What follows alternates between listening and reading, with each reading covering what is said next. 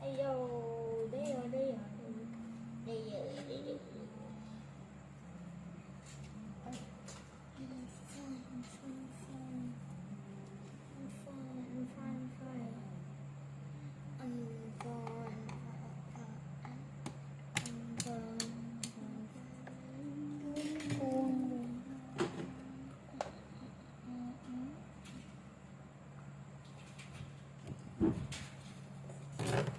Thu đi ngủ muộn nhà, không buồn ngủ à? Đi bác thì là có về nó ngủ say lắm. Mà hôm mà 9 giờ bắt về mà trời là gần 10 giờ tối rồi.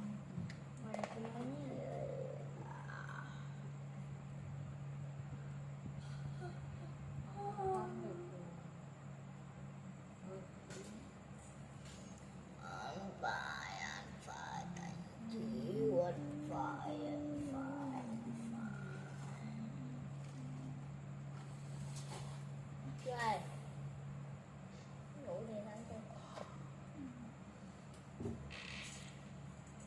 các bạn nhưng mà mỗi màn thì một màn các đi viện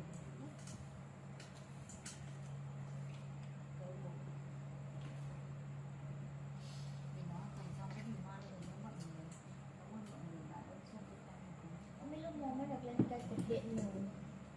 hả?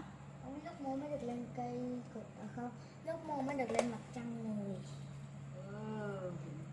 Dạ thì mang màn đi cho em ngủ tè em. Hắn bốc phét đây, hắn ngủ giả đây. Ngủ rồi còn chi, hắn vừa mới nằm xuống thôi. Mà hắn dễ ngủ đó, hắn nằm cái là ngủ được luôn mà. Không, hắn vừa mới nằm xuống thôi. Ngủ màn đi cho em ngủ đi đi. Ngày mai đi nộp luôn nhá. 61 thì ra nha. Chính là cắm được mình một cái.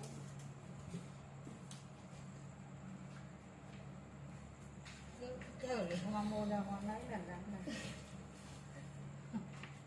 Cắm cho đủ 64 cái đi.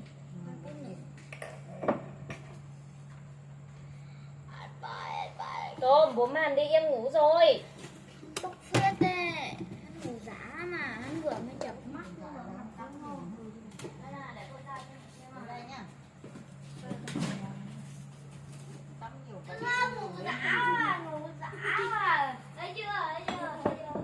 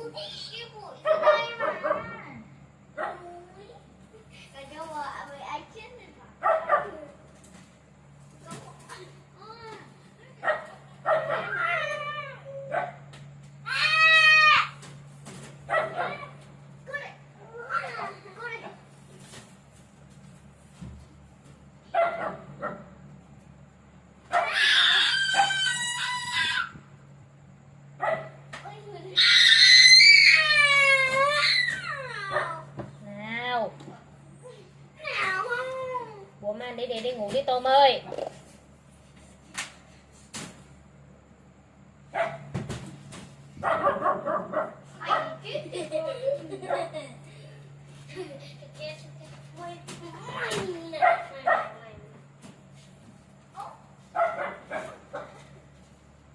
Nào. Các bạn chữ cái đi.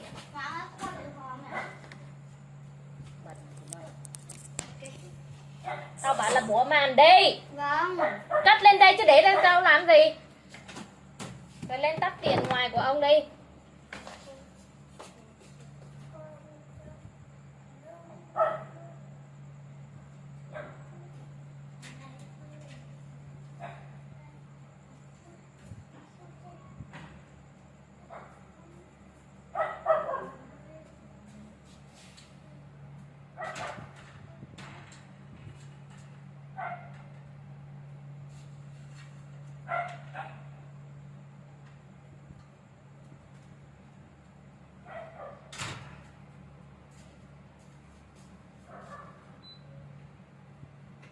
Được chưa nào?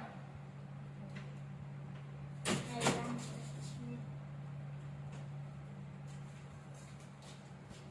Cái trắng trắng này á. Trắng này á. What?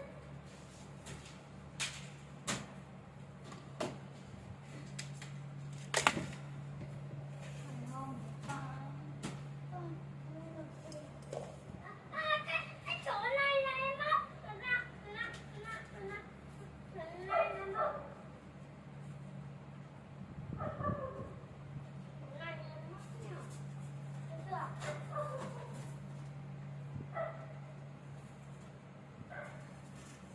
Đủ trình độ không?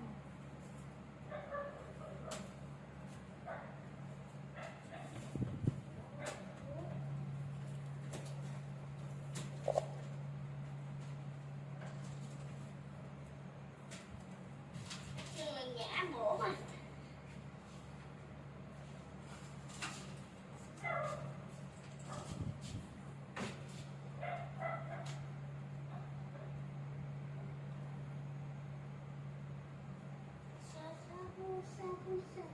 Làm sao mình xuống đây?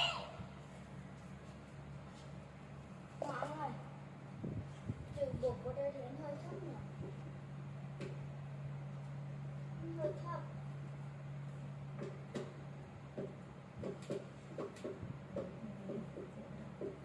Đây đi, hai anh em lên đi.